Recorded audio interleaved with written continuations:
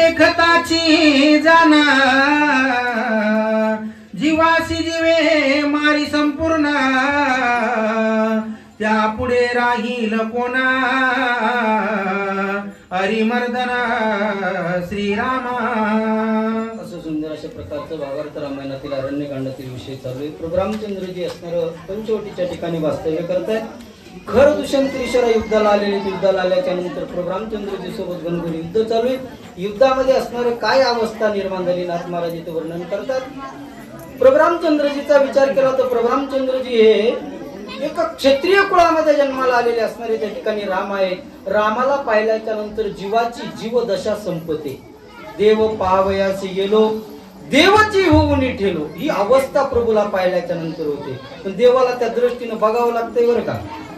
आपण बघतो पण कसं बघतो, काय नाही फक्त तोंडच दिसलं, काही नाही त्या ठिकाणी. तशी अवस्था नाही. प्रभू आणि माझं आत्मस्वरूप एक आहे या अवस्थेनं त्या ठिकाणी पाहतो. तसं त्या ठिकाणी असणारे ग्रंथकर्ते नाथ महाराज सांगतात, मरण माझे मरून गेले. मारणारा कोण आहे? जो जीवाची निर्मिती करणारा राम आहे. तो राम त्या ठिकाणी असणारा यांच्यासोबत युद्ध करू लागलेला आहे. प्रभूला पाहिलं आणि जीवदशा नष्ट व्हावी अशी स्थिती असणारी युद्धामध्ये निर्माण झाली. आणि त्यावेळेस त्या युद्धाचं काय म्हणून वर्णन करावं. आतापर्यंत सगळं वर्णन असणारं कुंडराम महाराजांनी केलंय, तुम्ही आम्ही सगळ्यांनी ऐकलंय. आता पस्तोर कानाला गोड लागलं, पण आता पोटात कावळे वरडायला लागले का नाही. प्रसादाची वेळ त्या ठिकाणी झालेली, जास्त लांबवायची गरज नाही. थोडक्यामध्ये आपण चिंतन ऐकू. नाथांनी पुढच्या अध्यायामध्ये आपल्याला गोड निरूपण सांगितलेलं. श्रीराम देखतांची जाना आप भय पळे प्राण मग ते केवती अंगवना रणगर्जना श्रीरामा. बघा हे का नाही, नाथांनी तर सुंदर लिहिलेलं आहे. प्रभूला पाहिल्याच्या नंतर काय होतं, आप आणि भय हे दोन्ही संपतात. आप म्हणजे मीपणा आणि भय म्हणजे भीती. या दोन अवस्था साधकाच्या संपल्या की तो साधक देव होतो. रामाला पाहिल्याच्या नंतर काय पळालं, आप म्हणजे मीपणा नष्ट झाला. हा जो खर दुष्यंत त्रिशरा मारण्यासाठी आलते, कारण मरण्याची तीव्रता त्यांची झालेली. आता मीपणा त्या ठिकाणी नष्ट ज्या प्रभूला पाहिल्याच्या नंतर होतो. आपलं होतंय का होत असं नाही. इथं आल्यावर तर नाही मलाच महाराज बोलले, आता दुसऱ्याला नाही का बोलले. मीपणा नष्ट झाला पाहिजे, मीपणा. तसं त्या ठिकाणी प्रभूला पाहिल्याच्या नंतर मीपणा नष्ट झाला, भीती नष्ट झाली. भीती सगळ्यात अगोदर मोठी असणारी आहे का नाही. परमार्थ का होत नाही हो, भीतीपुटीच होत नाही ना.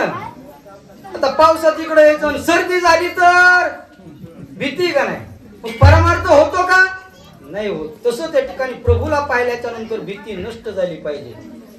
कारण भीती ही सगळ्यात मोठा शत्रू आहे. आणि तीच अवस्था असणार या ठिकाणी प्रभूला पाहिल्याच्या नंतर खर आणि दूषण यांची झालेली आहे. दूषण पुढे आलता आहे का नाही, कस काय माझं सैन्य जायला गेले. पुन्हा मग रामाला बघितलं, मला नाही आपली काही ताकद, गेला खराच्या मागे जाऊन लपून बसला होता. त्या ठिकाणी प्रभूची अवस्था ती महाराज. आपण सारिके तुम्ही म्हणता संताची उपमा इकडं कस काय.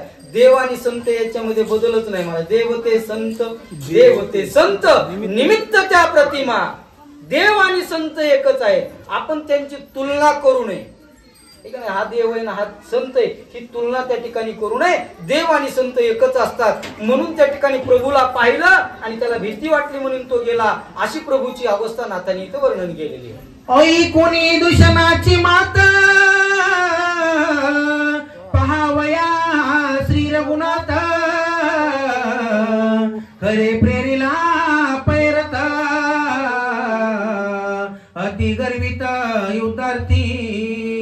दूषण आहे त्या दूषणानं खराला एवढं ज्ञान सांगितलं. देव कसा आहे, राम असणारे युद्ध करण्यासाठी कसे उभा राहिलेले अजानुभव आहे.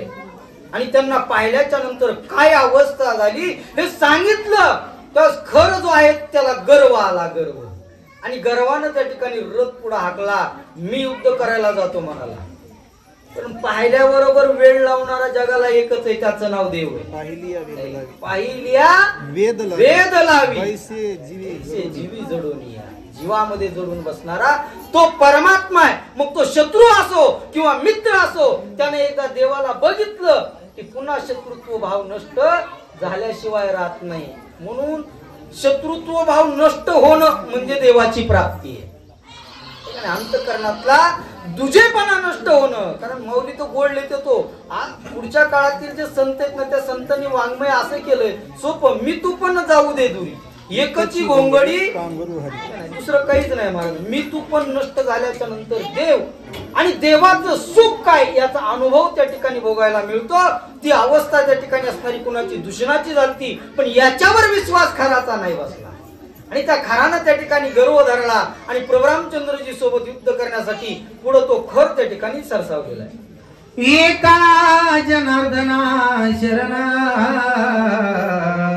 श्रीराम राक्षसा घोररण राम करील राक्षस कंदना श्रोती अवधान मज द्यावे. महाराज आपल्या गुरुवर्याकडे शरणागती पत्करतात आणि सांगतात की मायबापांना आतापर्यंत सांगितलेली कथा माझ्या गुरुवरी कृपाशीर्वादानं सांगितलेली आहे. कथेचं अनुसंधान काय तर असणाऱ्या या ठिकाणी पूर्णपणे खर दूषण त्रिशरा राक्षसी असणारे प्रभू रामचंद्र सोबत युद्ध करण्यासाठी आलेले घनघोर अशा प्रकारचं युद्ध त्या ठिकाणी होणार आहे. तरी श्रोत्यांनी सावधानतेनं ऐकायचंय, हे का नाही. सावध राहिल्याशिवाय काही कळत नाही. बेसावध अवस्थेत काही कळतं का? आत्ताच्याच अध्यायात आपण ऐकलंय प्रभू रामचंद्रजींनी लक्ष्मणला देखील सांगितलंय, लक्ष्मणा सावध होऊन सीतेचं रक्षण कर. ठीक आहे नाही. परमार्थ प्रपंचात सध्या तीच आहे, सावधानता पाहिजे. आता सीता कोण आहे तर लक्ष्मीचं प्रतीक आहे आणि लक्ष्मी सांभाळायची असल्यावर बेसावध राहून जमल का हो? ती आज्ञा प्रभूंनी दिले, सीतेचं संरक्षण कर. या असणाऱ्या जे घनघोर युद्ध करण्यासाठी आलेले आहेत ना त्यांच्यासोबत युद्ध मी करेन. तसं त्या ठिकाणी ग्रंथकर्ते नाथ महाराज सांगतात उद्याच्या अध्यायामध्ये प्रभू रामचंद्रजी घनघोर अशा प्रकारचं युद्ध करतील. जे आलेली राक्षस मंडळी आहेत ना त्यांचा अंत करतील. आपण सध्या राक्षसाला घेऊन इकडे येतो बरं का, म्हणत असतो आम्ही काय राक्षस आहेत का काय? आपण राक्षस नाहीत पण आपलेच राक्षस आहेत. ठीक आहे ना. आपण राक्षस नाहीत पण आपल्यात राक्षस आहेत. कोणते? काम, क्रोध, मद, मत्सर, दंभ, अहंकार, षडविकार असणारे रूपी जे राक्षस आहेत ना त्यांचा अंत केल्याच्या नंतर रामायण ऐकल्याचं फळ आपोआप दारात येतं. रामायणाकडे आपल्याला जायची गरज पडत नाही. आपल्याला राग कुठवर उगा इथून बांध वालांडूस तर जातो आणि बांध वालांडला की त्यानं मी सांगितलेलं काम नाही तर केलेलं असू द्या मग बघत ये. ठीक आहे. राग गेला का रामायणाला आल्याच्या नंतर राग जावा म्हणजे रामाचा विजय त्या ठिकाणी आहे. ती कथा गोड अशा प्रकारची नाथ महाराज म्हणतात की उद्याच्या अध्यायामध्ये म्हणजे पुढच्या रविवारी त्या ठिकाणी मी तुम्हाला सांगेल. लक्ष देऊन अगदी सावधानतेनं श्रवण करा.